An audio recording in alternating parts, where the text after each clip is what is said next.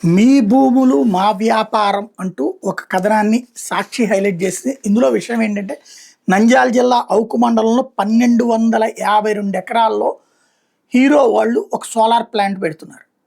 అయితే పేరుకి హీరో అక్కడ నడిపిస్తుందంతా లోకల్ ఎమ్మెల్యే అన్నటువంటి కాన్సెప్ట్ని హైలైట్ చేసింది బీసీ జనార్దన్ రెడ్డి. అంతవరకు బాగానే ఉంది, పరిశ్రమలు ఎందుకు ఆపాలి అని మనం అనుకుంటాం. అయితే అసలు లాజిక్ ఏంటంటే లీజ్ అనేది 10 ఏళ్లకి తీసుకుని ఆ 10 ఏళ్ల తర్వాత మళ్ళీ ఆ రైతు కంటే 2 ఏళ్లకోసారి ఆ లీజ్ అమౌంట్ పెంచుకుంటూ పోవాలా. 10 ఏళ్ల తర్వాత వాళ్ళ భూమి వాళ్ళకి ఇచ్చేటట్టు ఉండాలి. లేదా అప్పటికి ఆ రైతులు ఇచ్చేస్తానంటే వీళ్ళే తీసుకుంటే తప్పు లేదు. ఇప్పుడు వాళ్ళకి ఎంత ఇస్తామంటున్నారు? ఎకరానికి 30,000. ఎకరానికి 30,000 ఇస్తాం, బాగానే ఉంది. వాళ్ళకి అసలు పంటలు పండనప్పుడు ఎకరానికి 30,000 వస్తాయంటే పండగే. కానీ 30 ఏళ్ల లీజ్ అట.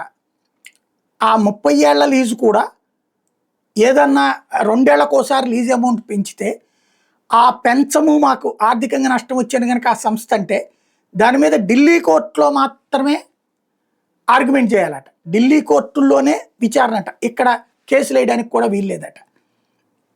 ఇది ఎక్కడ దుర్మార్గమైనటువంటి చర్య. రెండవది, వాళ్ళకి ఇచ్చేది ఎంత? 30,000 అనుకుందాం. 30 ఏళ్ళ లీజ్ అంటే ఇక అసలు వాడి చేతికి భూమి ఎక్కడ వస్తుంది? ఇంకొకటి, ఆ మధ్యలో కొంతమంది మేము ఇవ్వము అంటే ఎందుకు ఇవ్వవని దబాయిస్తున్నారు అన్నటువంటిది. అది సమస్య.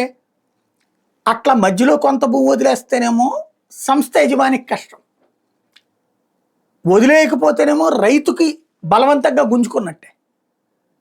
వాస్తవంగా మెట్ట భూములు, పనికిరానటువంటి భూములు ఉంటాయి, చౌడు భూములు, అట్లాంటి వాటిల్లో పెట్టడంలో తప్పు లేదు. కానీ పండే భూములలో ఈ 30,000 ఆశ చూపెడితే 2 ఏళ్ళు పోయేటప్పటికి 50,000 కావాలనిపిస్తుంది.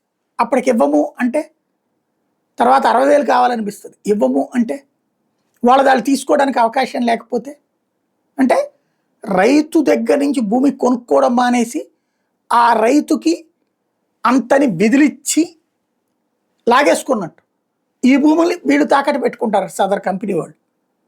అప్పుడు రేపు పొద్దున వాళ్ళు కట్టకపోతే ఆ భూములు రైతులు వాళ్ళు ఎత్తుకుపోతారు. ఇది ఇప్పుడు సాక్షి ప్రొజెక్ట్ చేసిన కథనం. వాస్తవం ఏంటో తేలాల్సి ఉంది.